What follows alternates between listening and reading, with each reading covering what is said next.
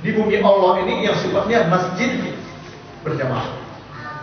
Mungkin pagi subuh di masjidnya rumah kita, nanti zuhur di kantor, asar di kantor, maghrib di mana? Di rumah mungkin atau di jalan. Yang penting dapat berjamaah. Dan itu bukan gampang. 40 hari itu bukan gampang. Syaratnya mendapatkan takbir pertama. Ini hadis yang kuat. Karena itu, ini berlaku untuk bapak-bapak, untuk ibu-ibu silakan berjamaah, tapi tidak terlalu ditekankan. Kemudian dalam hadis lain, man hafadha 'alaiha, barang siapa yang menjaganya, maksudnya menjaga sholat berjamaah, kana lahu nuran wa burhanan wa najatan minan nar yaumil qiyamah. Barang siapa yang menjaga sholat berjamaah, maka baginya menjadi cahaya, bukti imannya yang benar dan keselamatan dari api neraka pada hari kiamat. Sholat berjamaah yang secara fikihnya dikatakan sunnatul muakkadah, sekalipun ada sebagian ulama mengatakan wajib, tapi pendapat jumhur bagi ulama sholat berjamaah itu hukumnya sunnatul muakkadah, sunnah, tapi dengan menjaga berjamaah Allah selamatkan dari api neraka kelak di hari kiamat.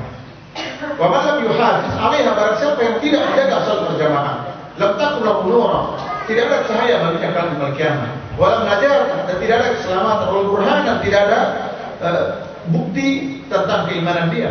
Wa kana yaumil qiyamah, dan pada hari kiamat kelak ma'a Qarun wa Fir'aun wa Haman wa Ubay bin Khalaf, nanti akan disamakan bersama Qarun, Fir'aun, Haman, dan Ubay bin Khalaf. Jadi jangan pernah lagi dianggap enteng sholat berjamaah. Abdullah bin Umi Maktum, salah seorang sahabat yang tunanetra, yang juga pernah menjadi muazzinnya Nabi. Apa kata dia? Ya Rasulullah, saya ini buta, Anda tahu. Lain sadir khairun yang kuring di masjid. Aku tidak punya orang yang membimbing aku ke masjid, yang bawa aku nggak ada, yang nunjukin aku nggak ada.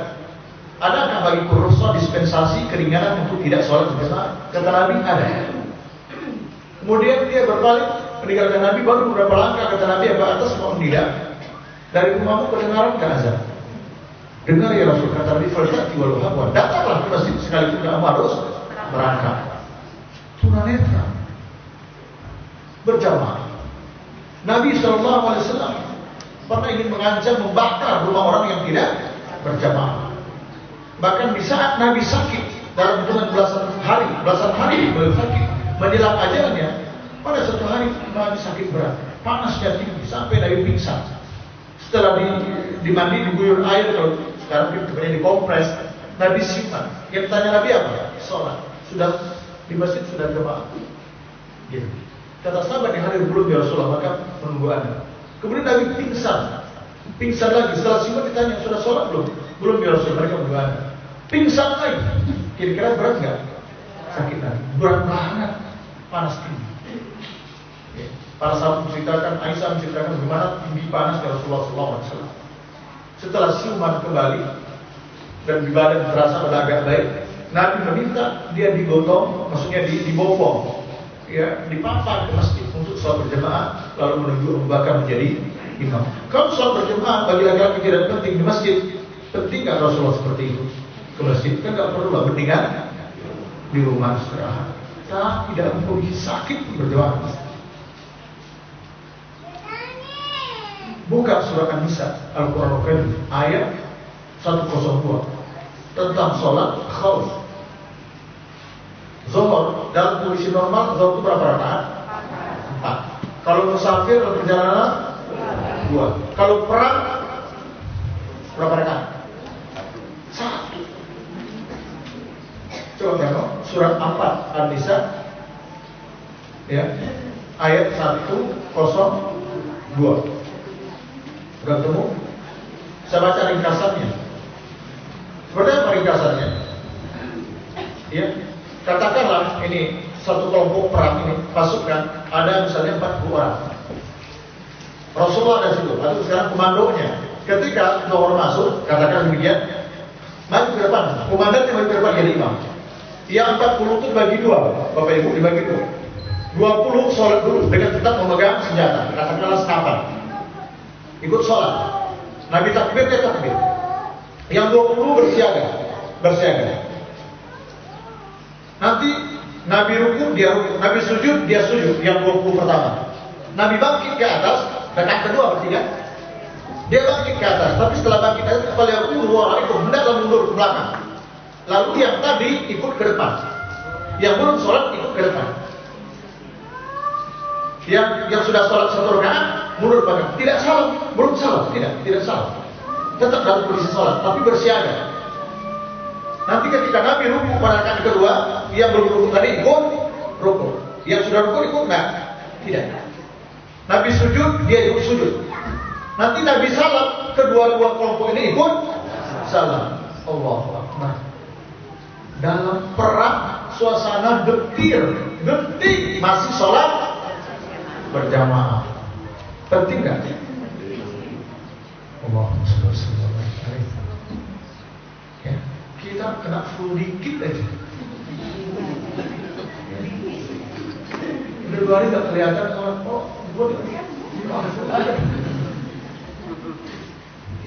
Bapak, ya, jemaah itu membuat orang kafir takut. Hadirin, kemenangan Islam itu ada pada komitmen kita kepada ajaran syariat ini. Kita ambil contoh sederhana aja deh, jenggot. Nah, ada bagi jenggot? Sudah, alhamdulillah. Jenggot dihitung tidak berdasarkan lembarnya. Lembar-lembarnya para gede. Yang penting ada niat untuk pakai jenggot. Ibu, mohon maaf ini jenggot ini ditakuti orang kafir, Bu. Subhanallah. Sekarang banyak saudara-saudara kita mau ke Eropa, ke barat itu, pisahnya nggak keluar gara-gara apa? Kafir takut dengan jenggot. Padahal istri saya, anak saya kalau mau tidur main-main ini, nggak ada apa. Nggak ada silet, nggak jarum, nggak ada apa. Tuh, Sunnah Rasulullah Sallallahu Alaihi Wasallam. Takut tuh si kafir. Celana sedikit di atas mata kaki, paling tidak melewati mata kaki. Kalaupun nggak tinggi ya, nggak usah tinggi dulu lah awal-awal ini. Paling tidak melewati. Karena sebab kalau melewati itu neraka.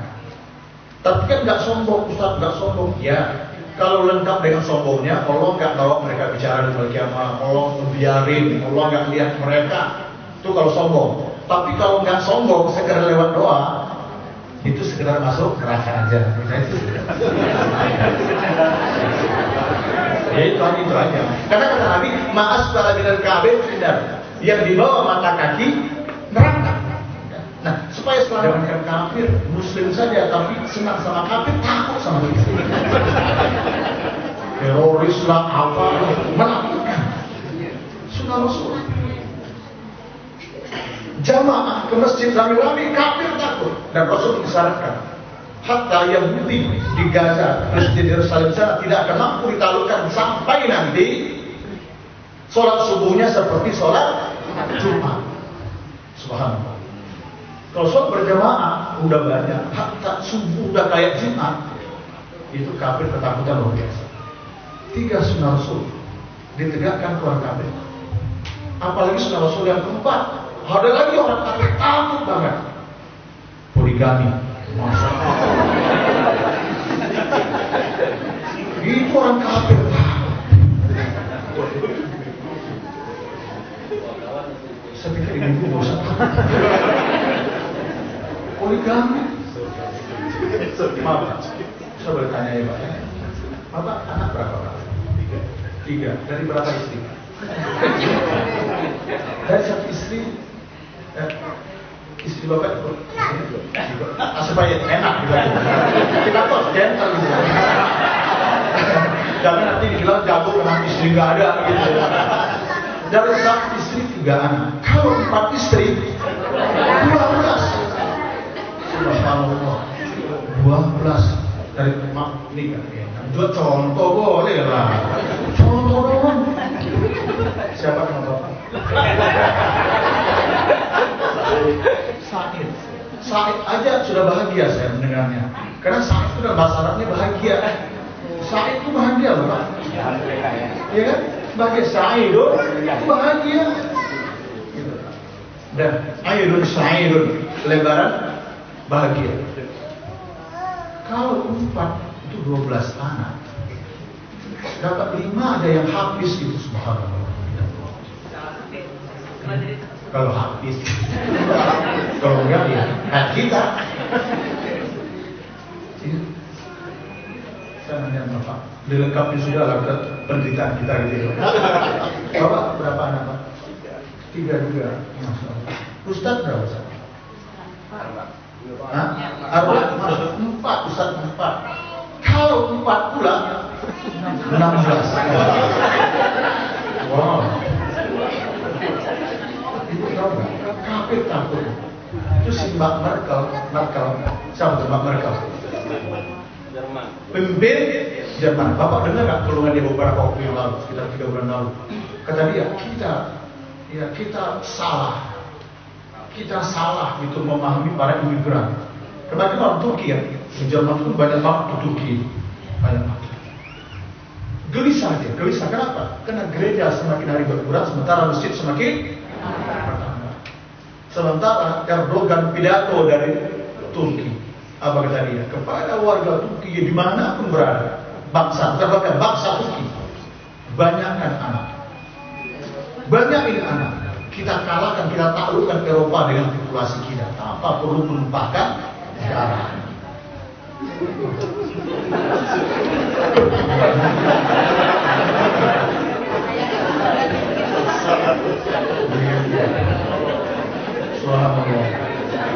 Kafir takut. Kenapa? Jadi sebenarnya marwah izzah Islam itu, umat Islam itu ada pada Islam. Itu maksud saya. Kemuliaan kaum muslimin ada pada Islam. Sebaiknya dalam hadis Sahih Bukhari, Rasulullah bersabda, "Fuddiltu 'alal anbiya bisyikrin." Aku diberikan kelebihan oleh Allah dibandingkan nabi sebelum aku dengan 6 hal. Aku punya yang sebelum tidak punya. Berapa jumlah nabi yang kita ingat? Kecil. Nabi 124.000 itu nabi. 313 orang diantaranya sebagai Rasul, artinya Nabi dan Rasul. Yang kita tahu berapa? 25. Yang kita hafal?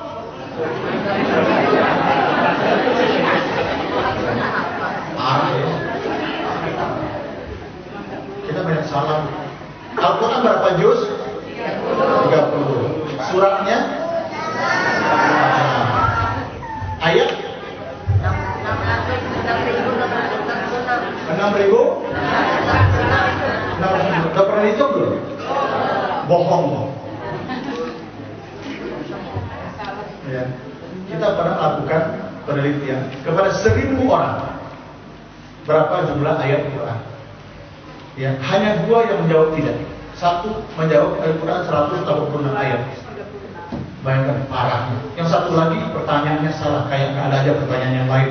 Ini diprotes. Selain dari itu dijawab 6.666 ayat. Ayat Quran itu 6.236 ayat. Nah, jadi Nabi sudah 124.000 hadis riwayat Imam Ahmad 124.000. 313 orang diantaranya Rasul. Nah sekarang begini. Jadi kata Nabi, aku diberikan kelebihan dibandingkan Nabi sebelum aku dengan 6 hal. Satu aja.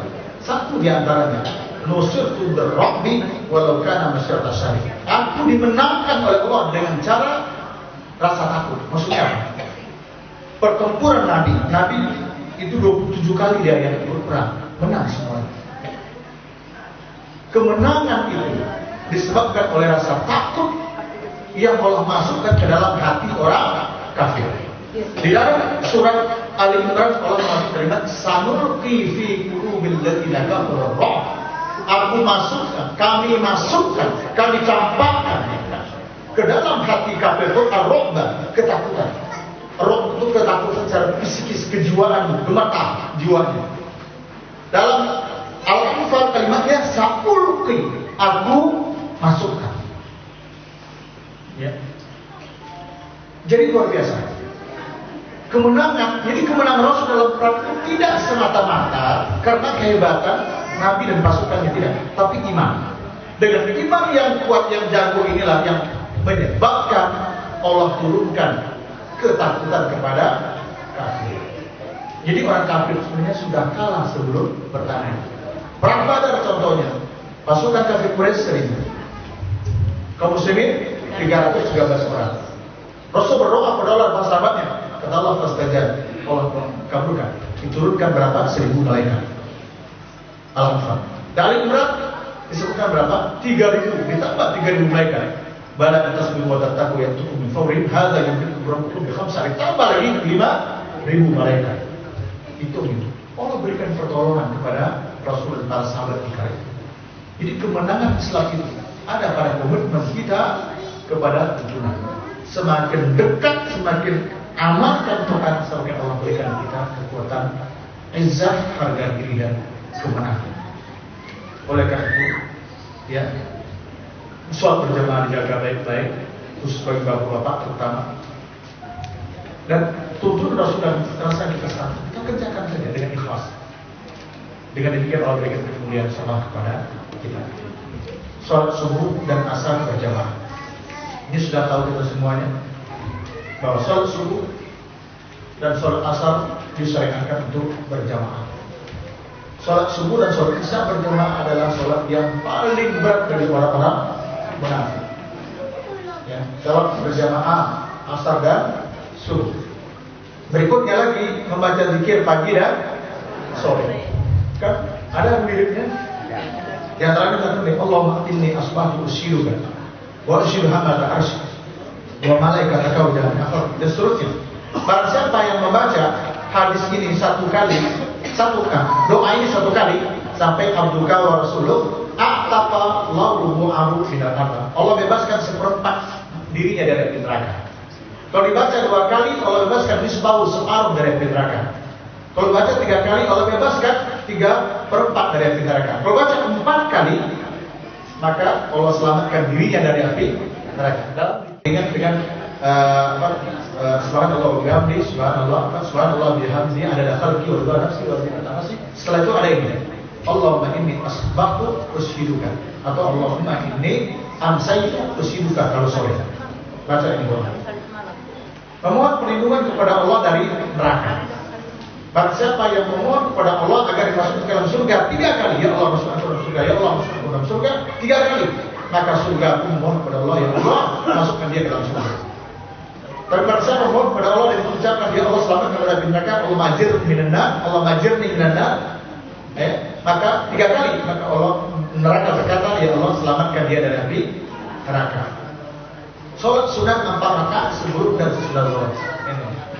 Kalau sebelum zuhur udah banyak kita yang 4 rakaat sekarang. Sebelum zuhur. Tapi setelah zuhur sepertinya masih sedikit yang mengerjakan. Ini baca hadis ini. Man hafadha ala 4 raka'atin qabla zuhur wa 4 ba'daha haramahu Allah 'alan nar. Hadis riwayat Imam Tirmidzi. Barang siapa yang sholat sunat zuhur sebelum zuhur 4 rakaat, 2 salam dia 2 rakaat salam. Setelah zuhur nanti 4 rakaat juga dengan 2 salam, 2 rakaat 1 salam. Ini wa 4 ba'daha, 4 rakaat setelahnya. Allah harapkan dia masuk neraka. Ini hadis salam. Jadi kalau bisa nanti zuhur ini azan, sholat sunat 2 rakaat, sholat sunat lagi 2 rakaat, 4. Habis itu sholat fardu. Habis itu kerjakan sholat sunat 4 rakaat itu 2 rakaat 1 salam. Insyaallah Allah selamat kita dari api neraka. Kemudian sholat sunat 4 rakaat sebelum asar, ini semuanya dirahmati Allah. Ini jarang kita melakukan, bahkan tidak jarang di masjid-masjid tertentu setelah azan langsung qomat gitu ya, langsung sholat, tidak memberi waktu. Berilah waktu. Kita agak butuh bisa jadi, tapi orang lain mungkin butuh dia. Ya, baru tahu ada orang lain yang baru bertobat, dia membutuhkan. Semoga Allah beri rahmat kepada seorang yang sholat 4 rakaat sebelum asar. Berikutnya menangis karena takut kepada Allah serta berjihad di jalan Allah. Ada 2 di dalam hadis ini disebutkan juga. Ya, ini keutamaan-keutamanya. Ada 2 biji mata yang tidak tersentuh oleh neraka. Pertama, 1 biji mata yang menangis karena takut kepada Allah. Yang kedua, 2 biji mata atau biji mata yang begadang di jalan Allah. Ini keutamaan orang takut kepada Allah. Kemudian sabar ketika anak-anaknya meninggal dunia. Ini ibu-ibu, hadiah untuk ibu. Hadiah untuk ibu. Mamin beratin tupadimu salah semenoleh tahsibun. Tidak seorang pun wanita yang meninggal anaknya 3 orang yang dia ikhlas, kecuali ya dia akan masuk surga. Jadi pahami? Meninggal anak 3 orang. Ini ibu sabar. Ya, bapak sabar. Jaminan surga. Ada bertanya, bagaimana kalau yang meninggal cuma 2 orang ya Rasul? Kata Nabi 2 juga. Dengan catatan dia sabar. Ada saya tambah lagi, bagaimana kalau cuma 1 orang ya Rasul? 1 orang juga, asalkan dia sabar. Jadi ibu-ibu bapak yang meninggal anaknya, atau bisa jadi akan terjadi di kedepannya, sabarlah, taatlah Allah, bahasanya adalah surga. Ini ada hadisnya tadi. Kemudian sabar dalam mendidik anak perempuan, masya Allah. Ya? Mendidik anak-anak perempuan.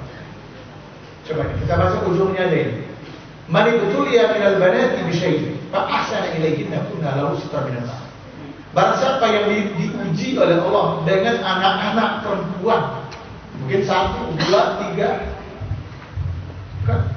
Mendidik anak laki-laki itu sulit, tapi kayaknya mendidik anak perempuan lebih sulit. Mendidik anak laki-laki itu biayanya besar, tapi anak perempuan lebih besar. Bedanya. Lalu wa'ahsana ilaihinna, tapi tetap memperlakukan anak secara baik, dididik anak dengan baik. Kunna lahu sitra minan nar, maka itu menjadi sitar. Apa itu sitar? Penutup tembok dari api neraka. Terakhir, hadis di majelis zikir. Ini bagian akhir, hadis di majelis taklim. Bapak Ibu, majelis kita ini adalah majelis yang dibangga-banggakan oleh malaikat. Malaikat Allah. Jadi ada yang malaikat itu namanya sayyahin. Yatufuna fil bait fi turuq wal aswaq. Mereka tuh jalan-jalan pagi-pagi berjalan, malaikat turun ke bumi, jalan-jalan, masuk ke gang-gang, masuk ke pasar-pasar. Seperti itu. Mencari apa? Mencari majelis zikir, mencari majelis taklim. Ketika ketemu, lalu harum ke sini. Ini orang yang kita cari. Setelah itu mereka lapor kepada Allah. Allah bertanya. Tentu Allah Maha tahu. Sedang ngapain mereka? Kata Allah. Mereka sedang berpikir kepada apakah pernah mereka pernah melihat aku? Kata Allah. Enggak ya. Bagaimana kalau mereka melihat aku? Pasti mereka lebih banyak lagi berpikir kepada Allah. Ditanya lagi, sedang ngapain mereka? Sedang meminta surga. Apakah pernah melihat surga mereka? Belum ya Rasul. Belum ya Allah, kata malaikat. Bagaimana menurut Anda kalau mereka melihat surga? Pasti mereka lebih bersemangat lagi untuk masuk minta surga. Ditanya lagi yang lain, sedang ngapain mereka? Memohon pelindung kepadamu dari api neraka. Emangnya mereka pernah lihat neraka? Belum ya Allah. Bagaimana menurut kamu kalau mereka melihat neraka? Pasti mereka lebih takut lagi dalam api neraka. Oleh karena itu hadirin jemaah kaum muslimin berbahagia. Kata malaikat gitu ya, disebut oleh Allah. Ini kata Allah ini, "Fa'ushirukum anni ghafarullah." Kata Allah dalam hadis ini, aku bersaksi kepada kalian. Kata ini lucu ini. Biasanya kan malaikat bersaksi kepada Allah, sekarang dibalik. Allah bersaksi kepada para malaikatnya. Anni ghafarullah. Aku sudah ampuni mereka. Coba. Baik taklim. Jika kita datang dengan ikhlas untuk ilmu, Allah ampuni dosa-dosa yang kesalahan. Saya tutup dengan sebuah hadis, "Nasalaka ya tarusbi ilman sallallahu alaihi wasallam." Barang siapa yang menempuh satu jalan di mana pada dia menuntut ilmu, Allah mudahkan bagi dia menuju surga. Satu jalan Allah buka menuju surga. Allahu a'lam bishawab. Insyaallah ini short topiknya akan saya tinggalkan. Baik.